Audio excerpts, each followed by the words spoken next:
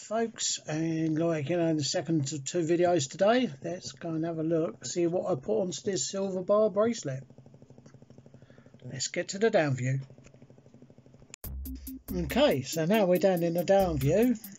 What we have here is one of my grails.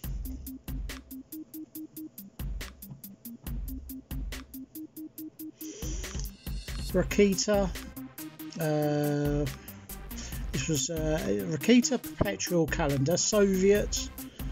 This was listed as new old stock, and it has got tarnishes and that, but this was completely free from mangunge.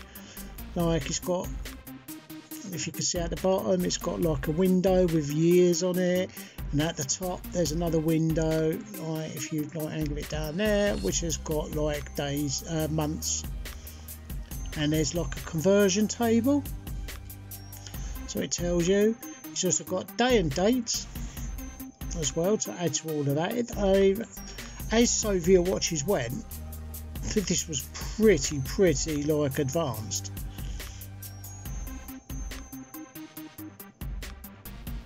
It's been knocked around a bit in this, like whether it's been stored or it's just been on a window display in a jeweler shop in Russia or something like that. It's got two crowns. The bottom crown activates the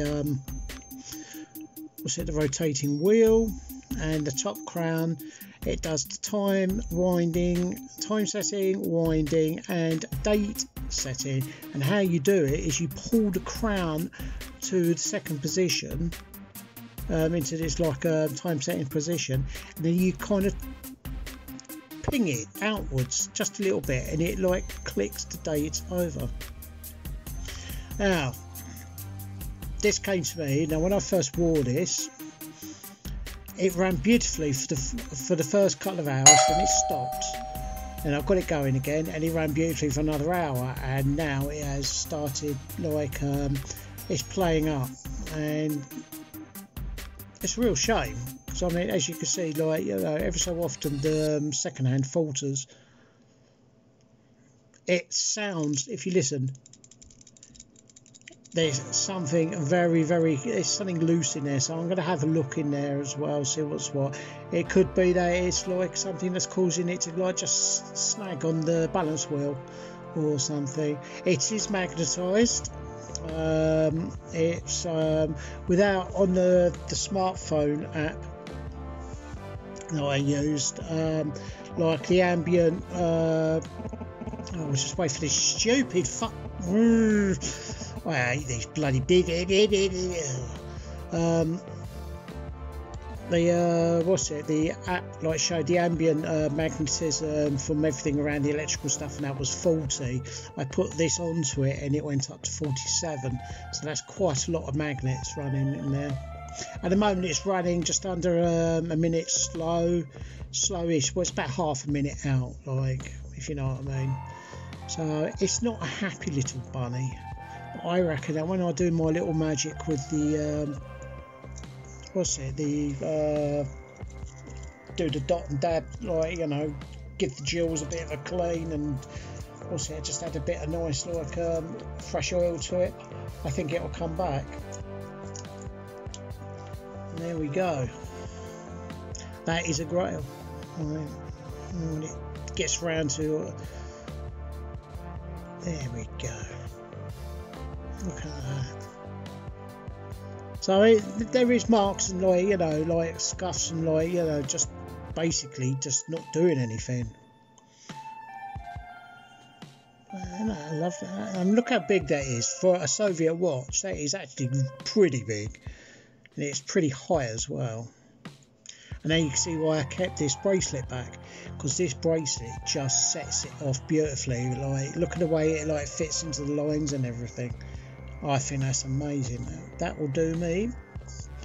Right, see, like, now it's caught up, like, I mean, it is a bit hit and miss, but I mean, wearing it, like, not only will like warm up the internals a bit, but I want to wind it. I haven't wound it deliberately today. It's got 36 hours or something like that.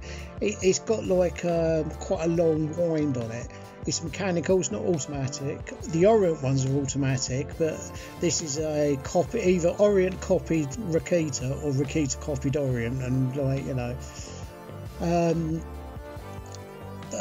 what's it? This is just mechanical wind. It's a reliable. As Raketa is quite a reliable movement. I mean, as you can see at the bottom, it's CCCP. This means it's full Soviet.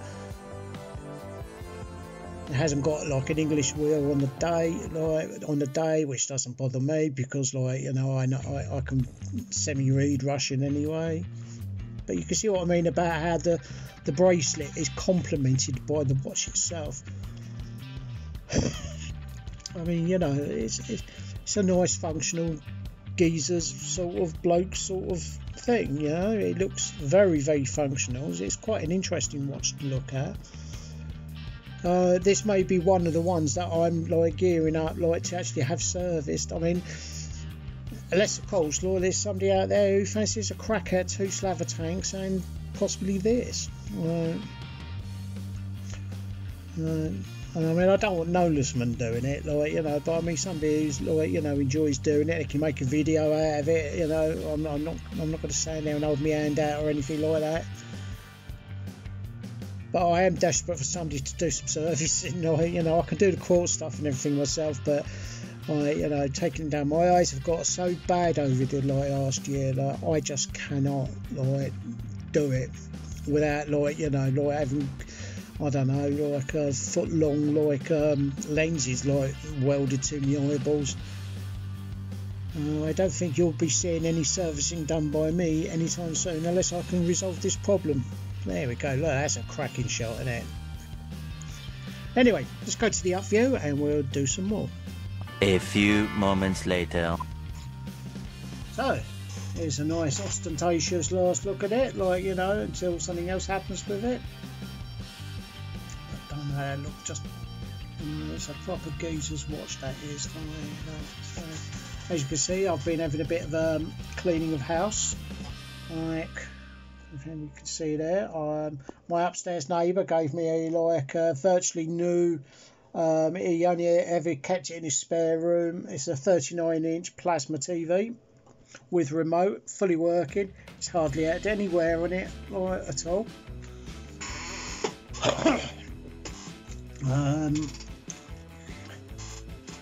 Loving this, and I was right, there is a all black one because I found it on eBay.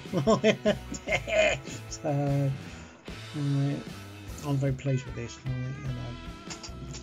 But I do love this. I've been after it had to be one that spoke to me, and this spoke to me. It said to me, you know, like, I want to be your watch.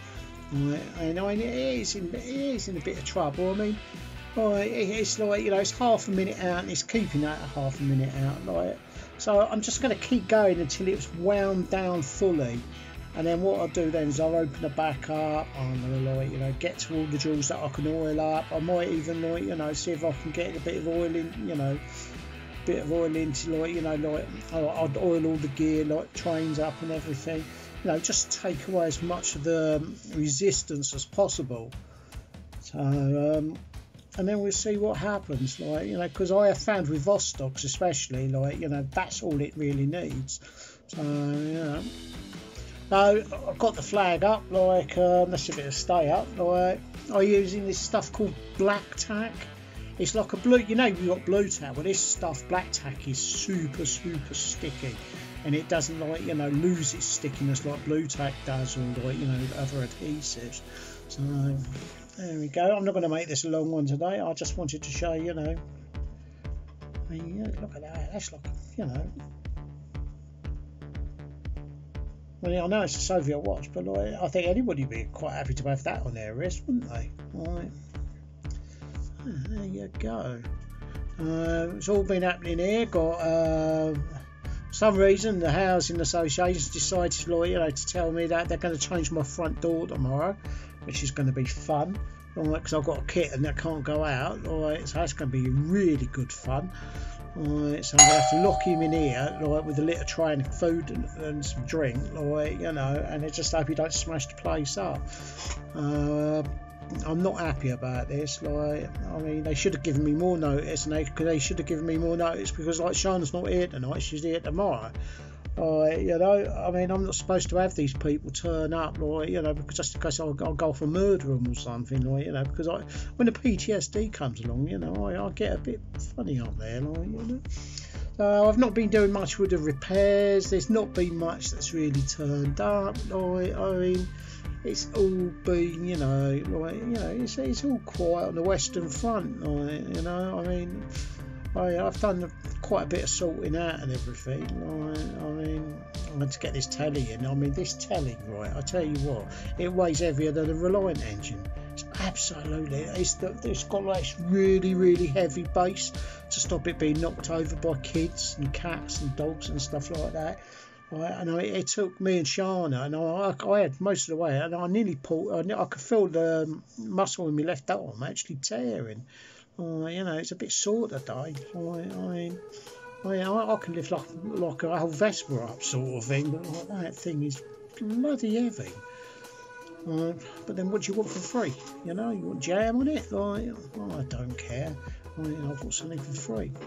Here's another thing as well, like somewhere up there, like there will be a picture.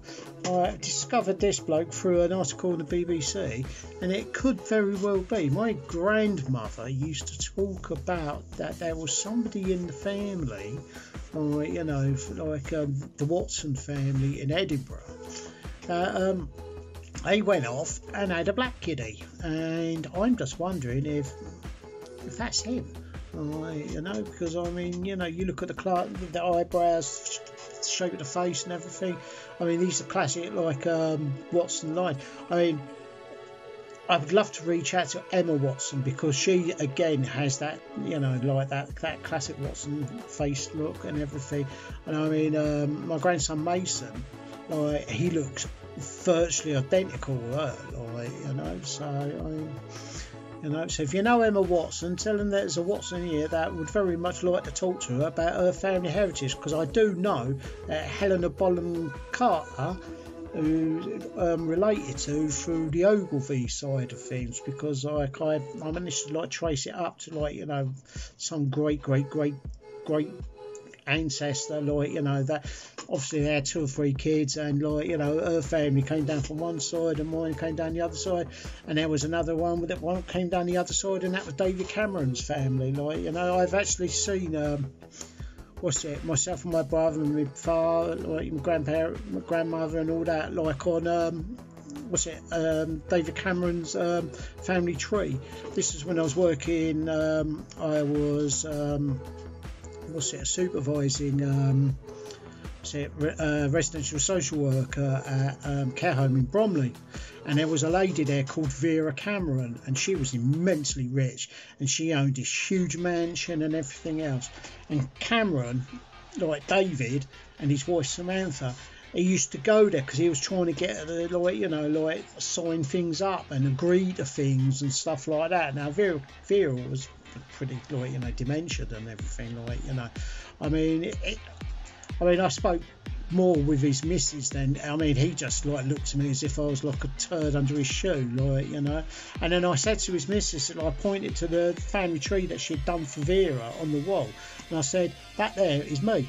Like, it was my name and Phil's name, my brother, and my father's name Keith, and like, you know, all the rest of it, like, you know. So there you go. And I mean, we are talking about 16 or 17 places away from David Cameron, if you know what I mean. But there is Camerons in our forebears, and of course we were the poor saps that were fighting against the English, like, you know, and David Cameron's lot were the ones who came along and beat us up and killed us all in the Kinslaying and the Highland uprising and stuff like that. And for their reward, they were given our ancestral lands. And it's well, like, you know, I mean, you look at the way he is a predator, just like his father, like, you know. Whereas, like, you know, like over on our side, we're more the victim, and like, you know, we tend not to be so predatory like that.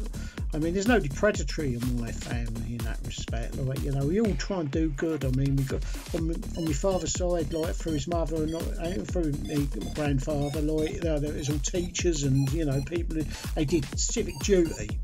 Like, and again on my mother's side, like it was civic duty. Like my uncle John, like he's he's like been a teacher, like, you know, for many. He's a very well like known lecturer and academic.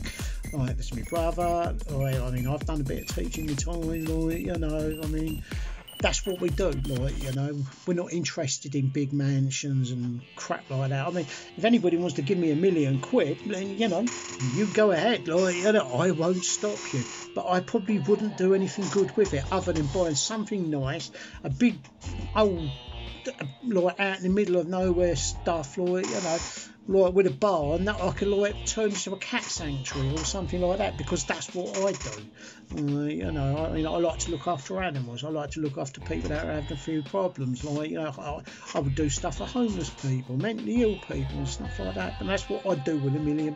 Like, you know, I'm really not interested in having a big flash house and big flash suits and all of that. I've got, like, in my wardrobe, I've got Savile Row suits, like, you know, I never wear them. And now I've lost so much weight, they're too big. So, you know, I mean, point. Anyway, enough of me, like, boasting and all that rubbish, but that's a little bit of, like, you know, and this chap here, Andrew Watson, like, I am very sure, and I'm going to go through my ancestry thing later on, put him into the mix sort of thing, see if he comes up, you know, because I do remember my grandmother saying that there was a branch of her family, the Watson family. I mean, her family was Scott and Watson, right, you know, and it was kind of, they spiraled in between, marrying, like, you know, like Watson and Scott, Scots and Watson, like, you know. And she's always said about this one member of the family who went abroad and he came back, like, you know, with a wife and had a little black kitty, like, you know, and nobody in the family disowned him or something like that, like, you know.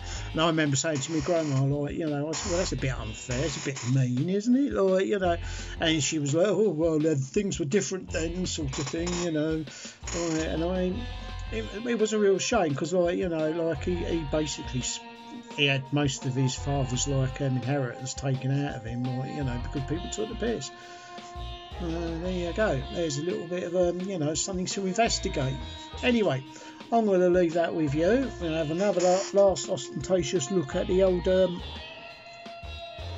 these are the early 70s rally drivers bracelets. These were what rally drivers...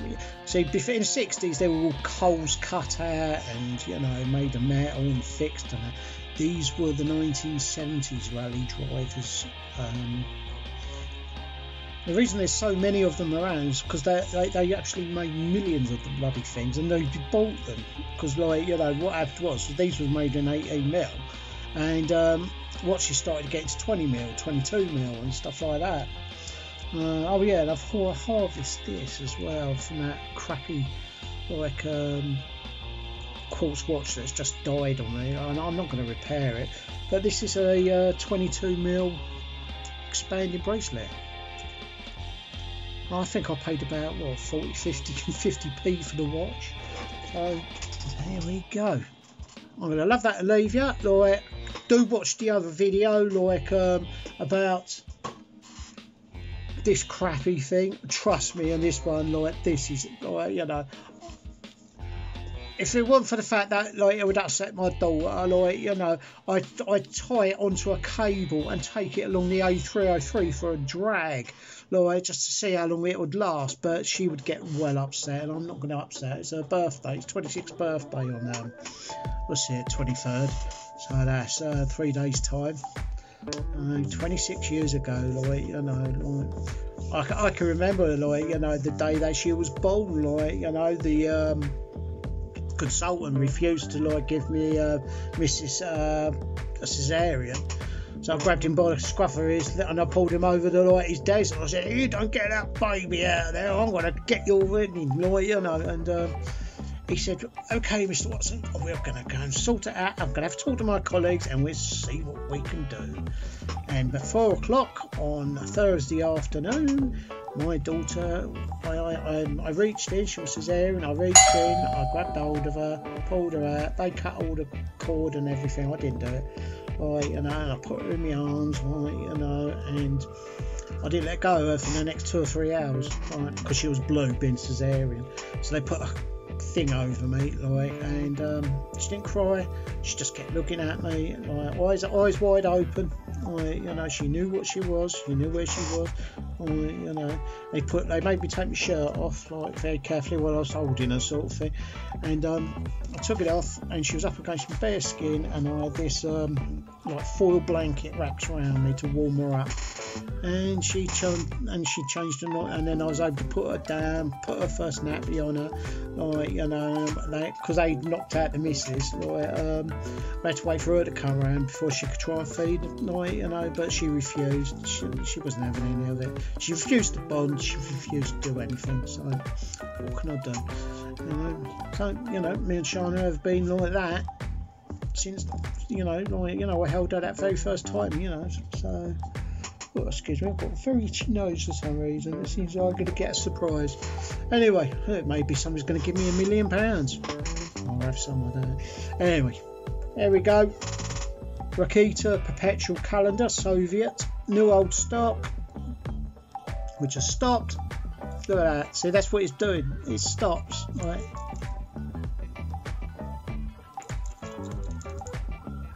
Yeah, I reckon that. I reckon the balance wheel's hitting something. I'm going to have a look at that. Yep, it stopped. Or has it actually? I think it's actually run out of wind. Yeah, it's actually run out of wind. I beg its pardon. Yeah. So, right, now I'm going to get to work on that, and I will see you in the next one. Toodle Bibski.